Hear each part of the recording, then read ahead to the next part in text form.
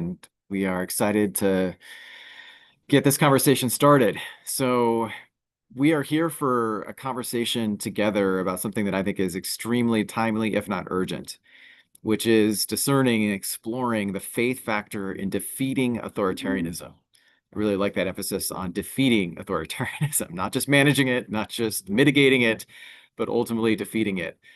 And we are really honored and blessed to be joined by someone who is not only an expert on this topic, but is someone that is also deeply committed in her own academic work, but also in her own activism in kind of putting all of that into practice. She's become a friend and a real partner and ally to our work at Sojourners. Got a chance to work more closely with Dr. Maria Stephan over the last couple of years, including through a project we'll have a chance to talk more about called the Horizons Project and this Big Ten initiative that we are a part of. But I'm just going to give a really short intro to Maria. She is the co-lead and chief organizer of the Horizons Project, an initiative dedicated to strengthening connections and collective action among U.S. pro-democracy movements and sectors. She's an award-winning author, organizer in political science, whose work focuses on the role of nonviolent movements in advancing human rights, democracy, and peace. So Maria, welcome to this call with a lot of our Sojourners supporters and family. And I wanted to start out just by you sharing a little bit more of your own story. What brought you into this work of trying to combat authoritarianism and apply the power of faith in that effort? Yeah, well, thank you so much, Adam. It is really wonderful to be with you. And I've been so grateful for your friendship and leadership in a really difficult time in the US and for all the work of Sojourners, through your work, through your advocacy, organizing, your amazing magazine. You are sustaining the spirit in so many ways that I'm just personally very grateful for. So thank you. Yeah, I grew up in rural Vermont and to parents who put their faith in action. And so kind of social justice issues and organizing have been forefront for many, many years. I was growing up also deeply inspired by kind of Catholic organizing and Catholic worker movements and, the role of kind of faith-based movements globally that have challenged authoritarian regimes. So it was very early on reading the stories of, certainly Dorothy Day and, in this country, Cesar Chavez and Dolores Huerta and, the movement in Poland, the Solidarity movement mobilized, workers and people of faith to challenge autocracy. And, in Chile, the movement there. So I grew up like reading these stories of faith-based nonviolent action. And then, eventually I ended up focusing my academic career studying the skills and strategies of nonviolent resistance movements and trying to understand when, in context of dictatorship and authoritarianism, when, popular movements using tactics of protest, boycott, strikes, and the like have been effective against these regimes. And so I kind of followed an academic pathway and eventually joined forces with another political scientist, Erica Chenoweth, to do writing on why civil resistance works, looking at hundreds of cases from around the world.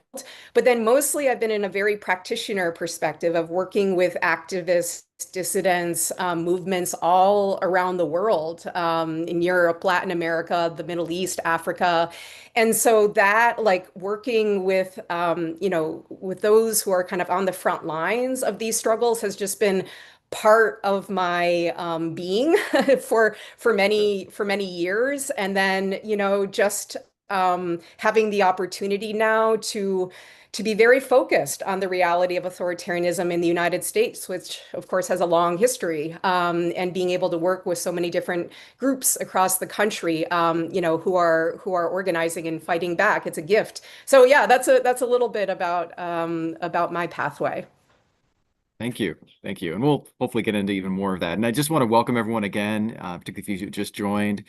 We aren't able to see each other on this particular Zoom, the way it's organized, but so grateful that you're putting your names in the chat. So please keep doing that. It's great to see so many folks from across the country, seeing Wisconsin, Vermont, and Seattle, and New Jersey, and Boston, and more. So I would love for you to reflect a little bit on the moment you think we're in right now in the United States.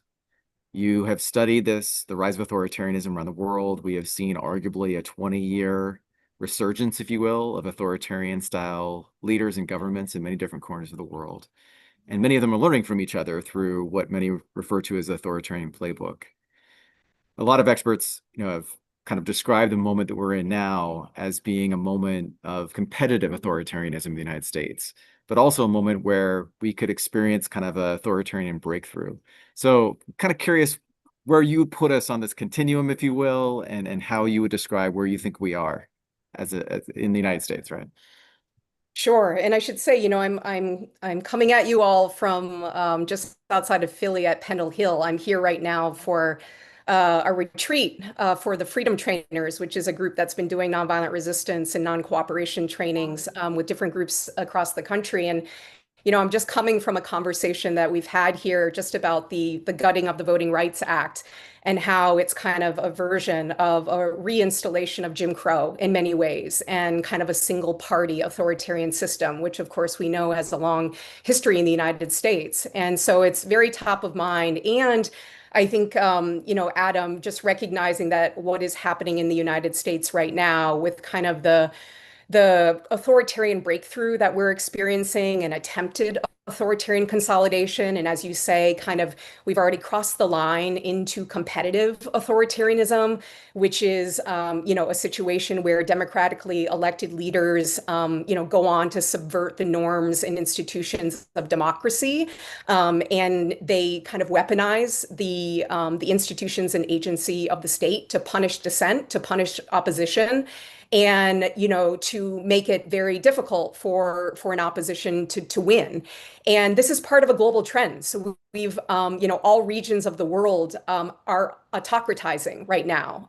So about for the past 20 plus years, we've seen backsliding democracy, authoritarian resurgence, all around the world. And this is kind of the trend where it's no longer, democracies dying through, military coups or revolutions. It's kind of this elected autocracy phenomenon where leaders are elected and then they go on to, basically use the norms and institutions of democracy to maintain power indefinitely. And so we've seen a systematic application of the authoritarian playbook in this country. Certainly, the directing of investigations against critics. We've seen the sanctioning of lawlessness, whether it's the pardoning of the J6 insurrectionists, the pardoning of the kind of the white collar criminals that's happening. We've seen certainly the abuse of federal law enforcement with the deployment of ICE border security agents that are terrorizing our communities. We've seen, endorsement of political violence, attacking, political opponents with threats, harassment, and intimidation. We've seen an abuse of the military, the deployment of the National Guard to cities across the country and occupations of those cities as kind of a flex.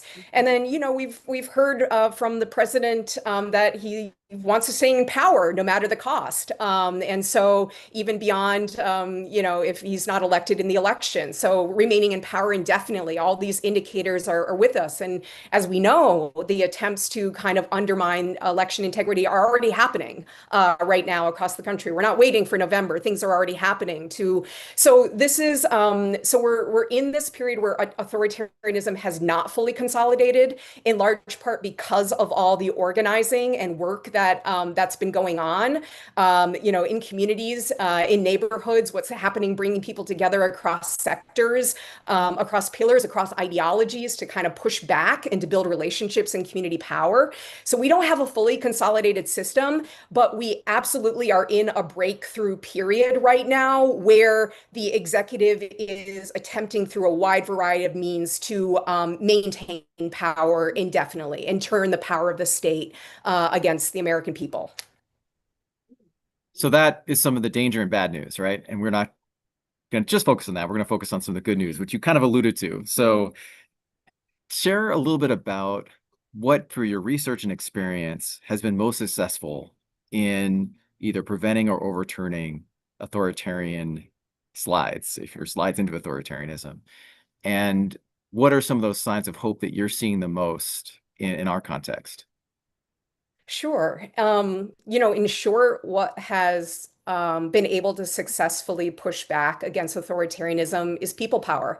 So it's broad-based movements that have come together, that have brought people together across, race, ethnicity, religion, geography, and sector and ideology.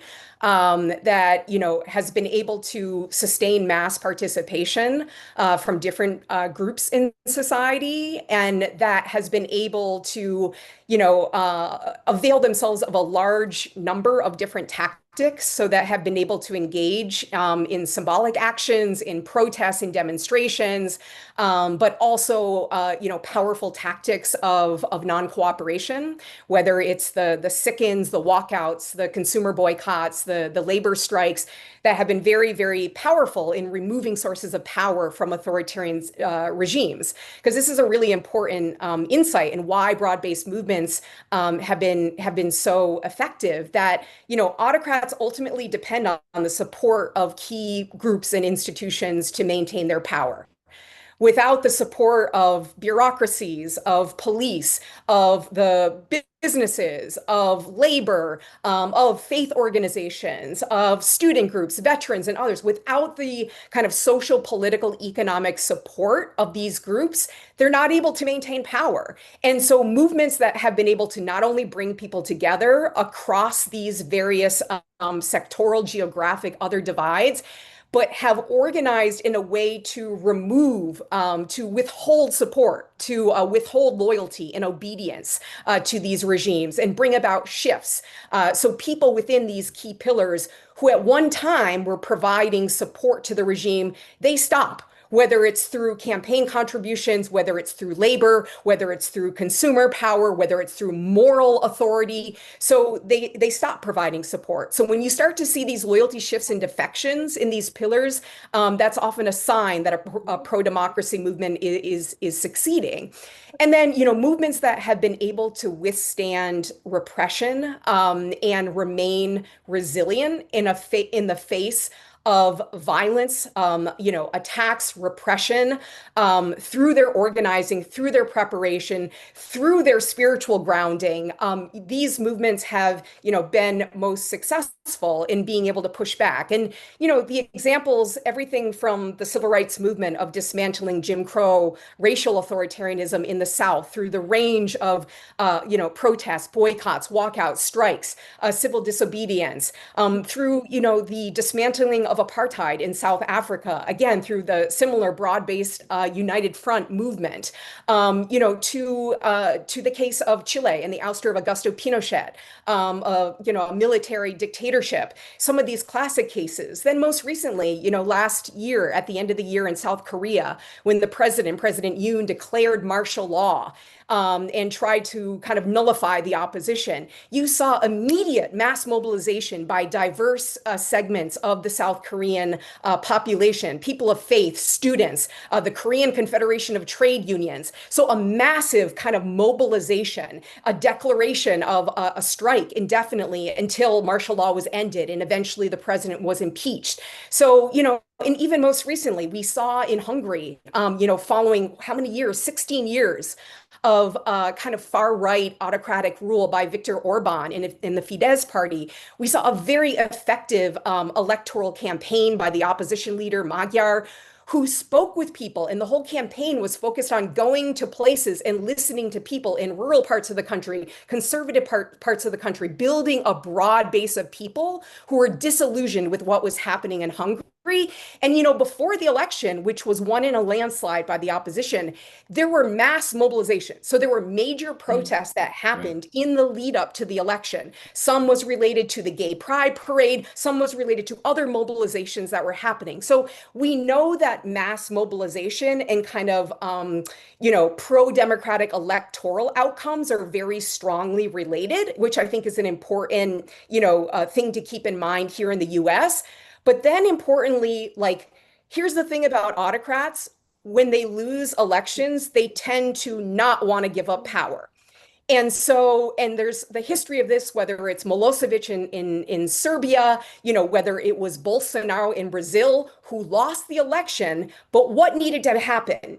You needed to have broad-based collective action mobilization from different parts of society to prevent coups from happening. So, to prevent an attempt to steal the election, it required denunciations and collective action from faith leaders, which was very pronounced in Brazil when Bolsonaro attempted to overturn the election. To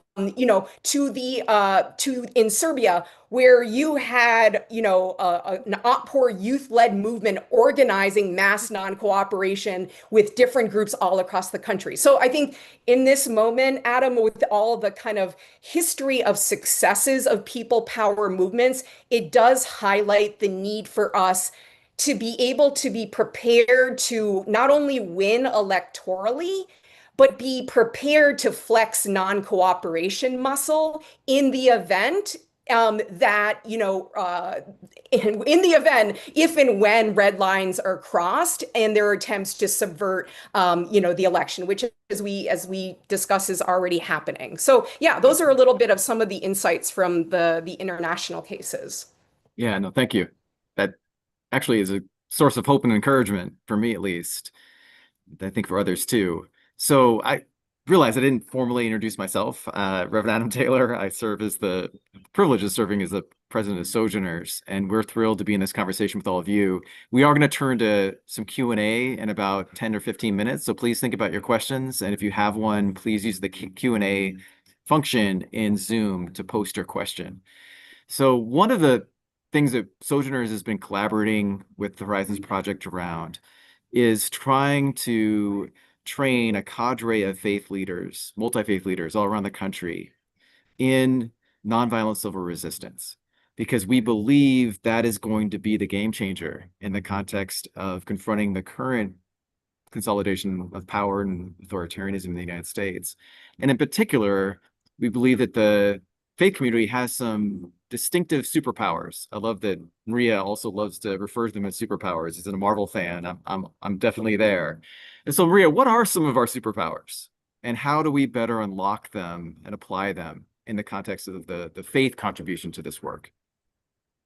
Sure. Well, and this has been, something that's been so interesting, studying mass movements around the world and learning, for example, that religion has played a role in something like 58% of major nonviolent movements across the world that have challenged authoritarian regimes. And so, the symbols, the scripture, the organizing, the ability of, faith groups to recruit large numbers of people, they've all been really present in a lot of cases around the world of successful pushback. And, faith communities have a lot of powers, and, they certainly, their moral witness and their prophetic preaching is a key part of it, kind of the speaking truth to power. And we have so many examples of what that has looked like. And, so many people of faith have been speaking out for so long now. So it's kind of the prophetic voice, which is so important, and to be able to speak back against like interpretations of religion that justify authoritarianism, the white Christian nationalism. So being able to speak out prophetically against the false idolatry of white Christian nationalism, I think, is one really powerful superpower. And then, of course, religious networks have critical infrastructure for organizing, for training, for communication. Think about all the trainings that are happening across this country in Know Your Rights, in de-escalation, in nonviolent resistance. What Adam just mentioned, the Interfaith Nonviolent Resistance training series that's happening teaching that has an ability to help organize people and, help them prepare and provide the skills that are needed to kind of fight back in this moment. And then, there's the being able to provide mutual aid, resources, specific material means of solidarity. So everything from the sheltering of migrants and immigrants and dissidents, frankly, to, the public witness groups that have come to accompany immigrants and others to court hearings, to work so they don't need to, potentially encounter ICE agents. So the use of kind of physical gathering spaces to be able to help, support and connect people, so critically important. Faith leaders have been bridge builders and mediators. Most congregations involve people from very different ideological persuasions. And so the ability of faith leaders and communities to lift things up beyond partisanship and say, this is not about red versus blue, Republican versus Democrat. This is about core sacred values and framing things in terms of human dignity, of agency, of the common good, I think is just such a unique point of leverage that faith leaders and communities have. And then, of course, they're able to non-cooperate with injustice, with repressive regimes. They're able to actively disrupt the status quo, refusing to comply, whether that's, standing between, federal law enforcement agents and communities, whether that is about, providing faithful presence outside of detention centers, whether that's in, the Day of Truth and Freedom in Minneapolis saying no work, no school, no shopping, and whether that's amassing at the airport and sitting down and refusing to leave. So putting, spokes in the wheels of injustice. Dietrich Bonhoeffer said some version of that much more eloquently, but so the non-cooperative aspects. And I think, and the ability to build broad-based coalitions.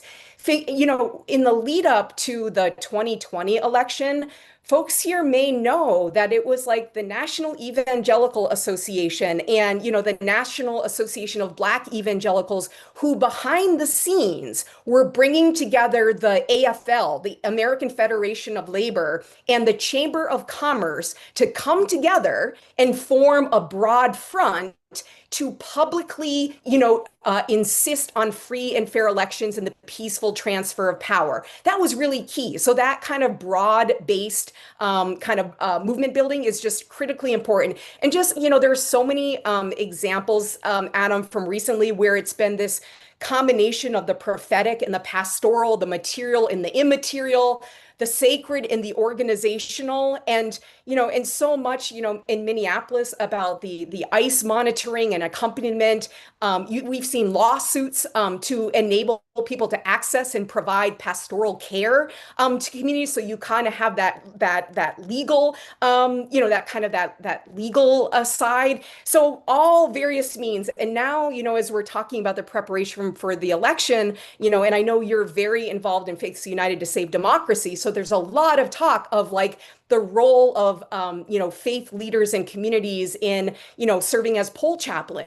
Right. And helping to, ensure that, people are able to vote without threats, intimidation. So that ability of accompaniment, but also presence and just the networks that are afforded by faith communities, all like incredibly needed superpowers in this moment. Thank you. That's a great list. I want to go where you just left off. So I will admit, Maria, I am still in a state of lament and righteous anger about the Calais decision, Calais versus Louisiana, which essentially or effectively fully gutted the Voting Rights Act, particularly Section 2. Section 3 had already been gutted through Shelby versus Holder.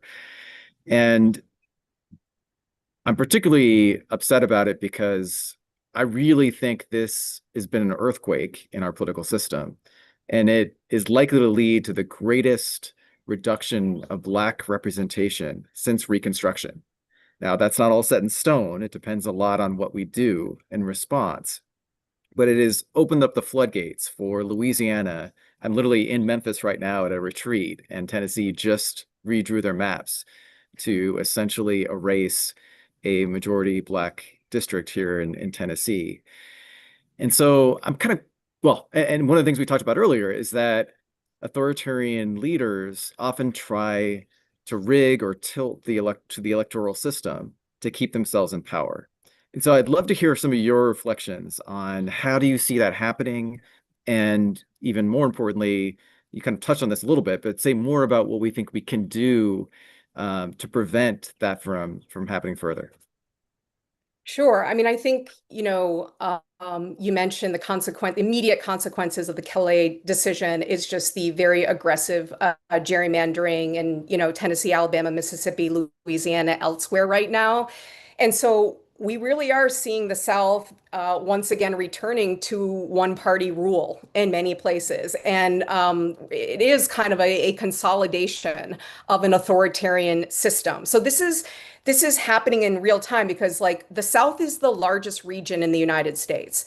The South is the largest region. So like where the South goes the rest of the country in many ways. And so, I know there is a lot of focus. There's going to be a convening this weekend, Adam, like All Roads Through the South, That's which will right. be a Yeah. major, faith and lay kind of coming together just to organize, to mobilize, march to Selma and, planning around other activities.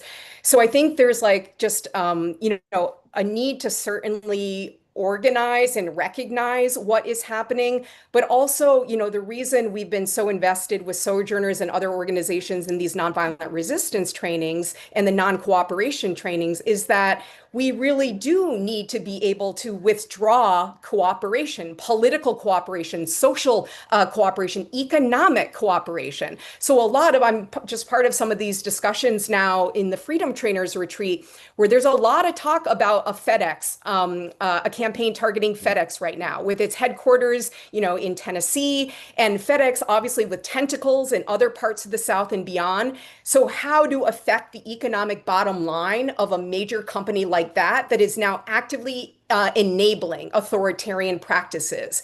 So I think,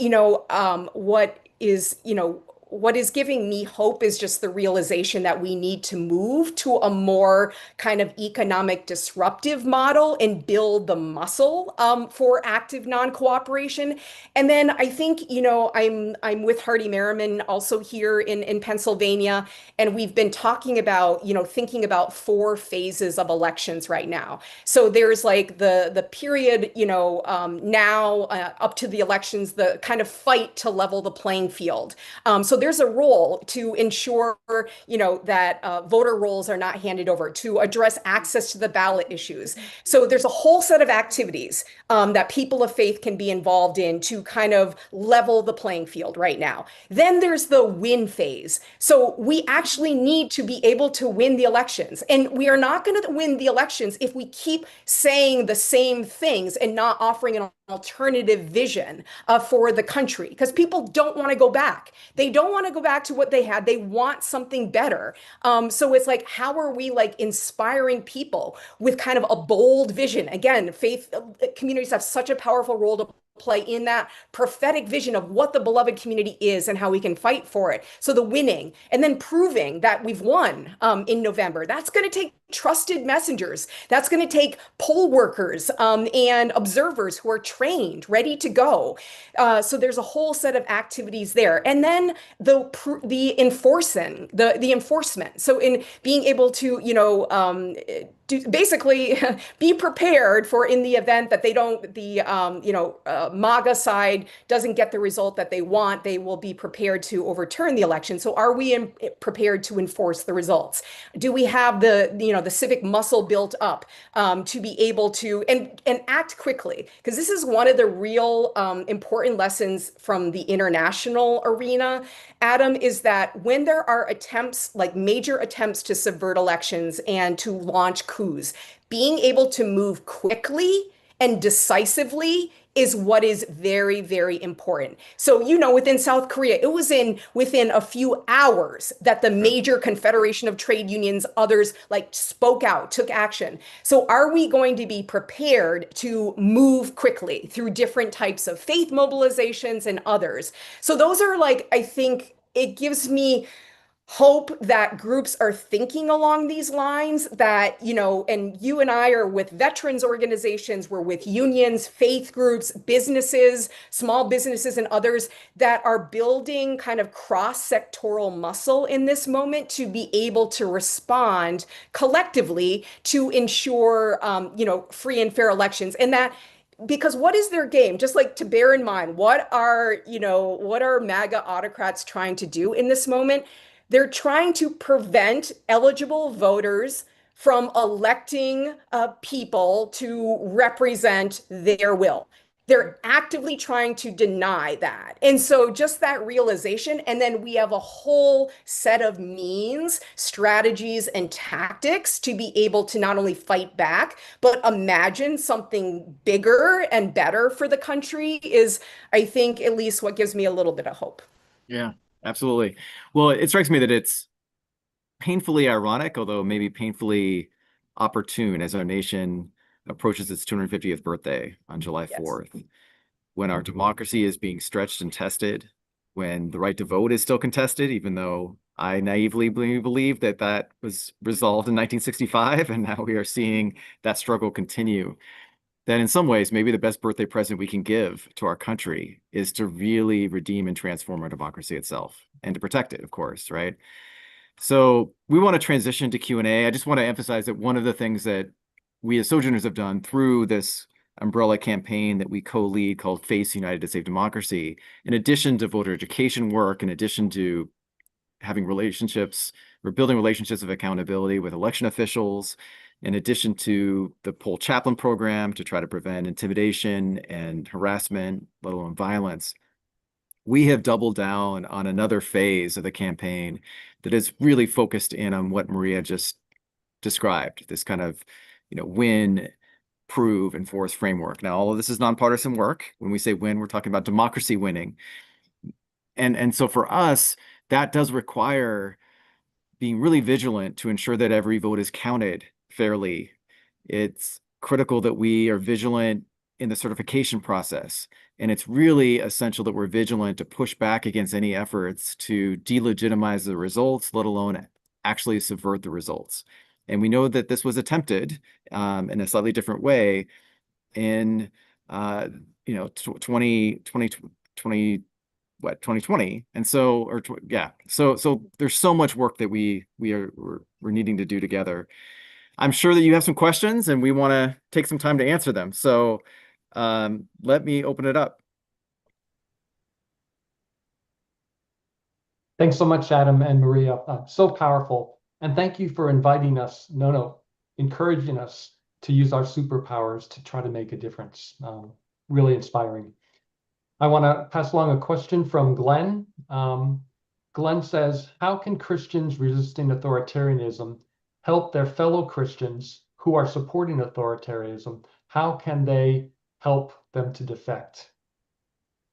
Well, that is such a great question and has been a very prominent theme of the last 2 days here with the Freedom Trainers gathering, and also within the big tent formation that Adam mentioned, this cross-pillar, cross-ideological group that's been meeting for over a year. There's a working group within it focused on graceful accountability. So how to support defections and loyalty shifts, but in a way that also allows for accountability and acknowledgement and some form of atonement.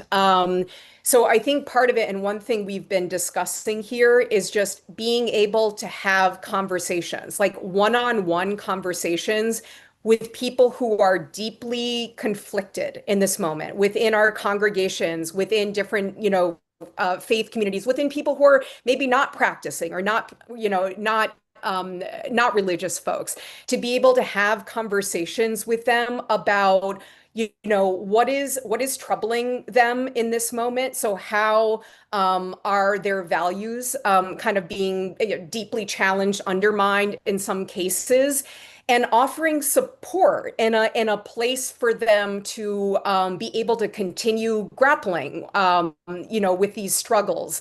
And because so many people are facing kind of moral psychological qualms now, they are, not happy with what is happening now, but they're feeling homeless and many. And if I do shift, will I be punished? Will something happen to my families? So being able to offer a space for people to be able to, make those kind of shifts not only through the acknowledgement, but then through, okay, what can I do to help organize other people who are maybe conflicted? So I think, faith communities offer the containers for enabling loyalty shifts and defections, whether it's through the acknowledgement, the atonement, whether it's through just the focus on transformation, that we're all on a journey in this moment. And so, helping people along and then connecting them, to other sources of support. Because many times people are not defecting or shifting because, they may fear losing their jobs, or they may fear coming under attack from others, or they may fear that their reputations are going to be, undermined. So how can we like help connect people to legal support, to other like employment support if needed, to other like spiritual, resources? So I think that kind of one-on-one engagement with people in our very diverse congregations is one kind of very practical way. And then I think there's a lot of behind the scenes conversations that can take place with groups that are maybe have been aligned with MAGA, but for whatever reason, the ICE raids are just antithetical to everything. Whether it's the Iran war and the meme of a Trump being Jesus, whatever the reason, just being able to have quiet conversations, I think with groups is very, very important. But then what encourages defections and loyalty shifts is social proof. So defections is a very social phenomenon. So when people see that other people are shifting their behaviors, they're either speaking out, or they're refusing to do things that they're expected to do, or they engage in some forms of non-cooperation, that can motivate others to similarly shift their behavior. So how can faith groups model that non-compliance with unethical, immoral behaviors to encourage others? Thank you Thanks, so Marie. much, Marie. Glenn, please respond in the chat if you're looking for any follow-up or additional information, but it seemed to me that nailed it right on the head. Thanks, Maria. Another question coming in from Mary. There are so many different groups like No Kings, Women's March, Sojourners. Are they communicating with each other? I fear that our effect will be watered down if we aren't more coordinated in our actions. Sometimes I think we're looking for a leader to help us decide what to do. I get frozen. Wow, that's a great question, Mary. And you're absolutely right that coordinated collective action is key to defeating authoritarianism.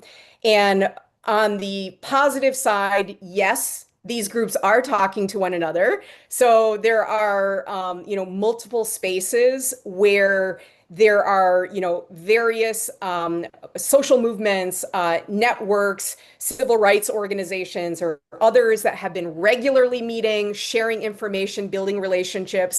So that's happening both on the progressive side, so where kind of more progressive organizations are meeting, and then there are also spaces that are more cross-ideological in nature and kind of cross-pillar. So Adam mentioned the Big Tent, a formation that Horizons has been supporting over the past year. And this is a place where, veterans and military families, together with business folks, together with labor and unions, together with faith organizations, together with youth groups, together with legal organizations and artists collaboratives, are actively coming together to not only sense make, like where are we right now, but also what are things that we can do together to respond. So one of those groups is very focused on election integrity. They have been meeting.